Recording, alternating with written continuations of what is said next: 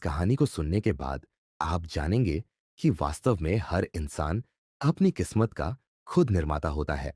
यह एक सच्ची घटना पर आधारित कहानी है और कहानी कुछ इस प्रकार है। एक समय की बात है। घने जंगल के बीचों बीच एक गुरुकुल था, जहां कई शिष्य शिक्षा प्राप्त करते थे। प्राचीन भारत में बच्चे अपने घर से दूर गुरुकुल में वर्षों तक पढ़ाई करते थे।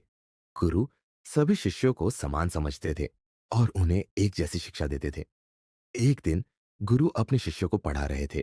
तभी उनकी नजर एक शिष्य पर पड़ी, जो ऐसा लग रहा था जैसे उसे कुछ समझ ही नहीं आ रहा हो।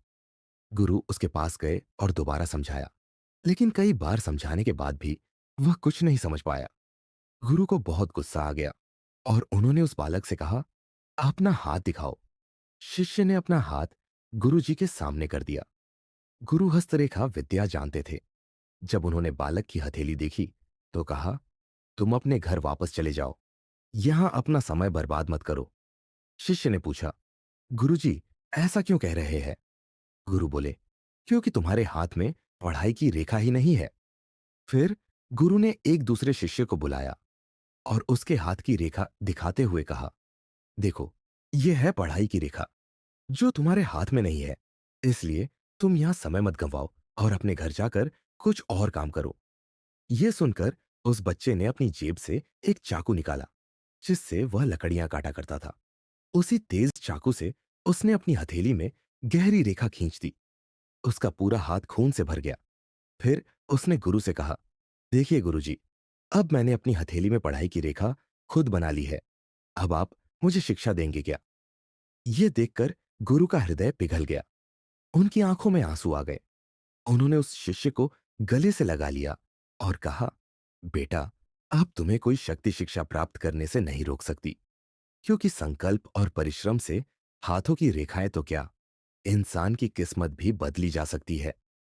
कहा जाता है कि वही बालक आगे चलकर महर्षि पाणिनि के नाम से प्रसिद्ध हुआ, जिन्होंने दुनिया की सबसे अद्भुत और संपूर्ण व्याकरण की पुस्तक अष्टाध्यायी की रचना की। यह जानकर आपको हैरानी होगी कि इतने सदियों के बाद भी आज तक दुनिया की किसी भी भाषा में ऐसी उत्कृष्ट व्याकरण की पुस्तक नहीं बनी है। अगर उस दिन महर्षि पाणिनि ने अपने गुरु की बात मान ली होती और अपनी हथेली की रेखाओं पर विश्वास कर लिया होता, तो शायद दुनिया उन्हें कभी जान नहीं पाती। लेकिन उन्होंने किस्मत पर नहीं, बल्कि अपनी मेहनत पर विश्वास किया और दुनिया में अपना नाम रोशन किया। अब इस कहानी को सुनने के बाद क्या आप अब भी मानेंगे कि आपकी सफलता और असफलता आपकी हथेली की रेखाओं पर निर्भर करती है? क्या हमारा जीवन केवल इन्हीं रेखाओं पर आधारित है? अगर जीवन केवल रेखाओं पर आधारित होता, तो शायद दुनिया के कई महान लोग उस ऊंचाई तक नहीं पहुंच पाते जहां वे आज हैं, क्योंकि संकल्प और मेहनत के आगे तो बदकिस्मती भी घुटने टेक देती है। जो लोग संकल्पशील होते हैं और कड़ी मेहनत करते हैं, वे कभी किस्मत के भरोसे नहीं बैठते, बल्कि अपनी किस्मत खुद बनाते हैं। इसलिए जब भी जीवन में असफलता मिले, तो अपनी किस्मत को कोसने के बजाय यह याद रखें कि संकल्प और परिश्रम से आप अपनी किस्मत खुद लिख सकते हैं।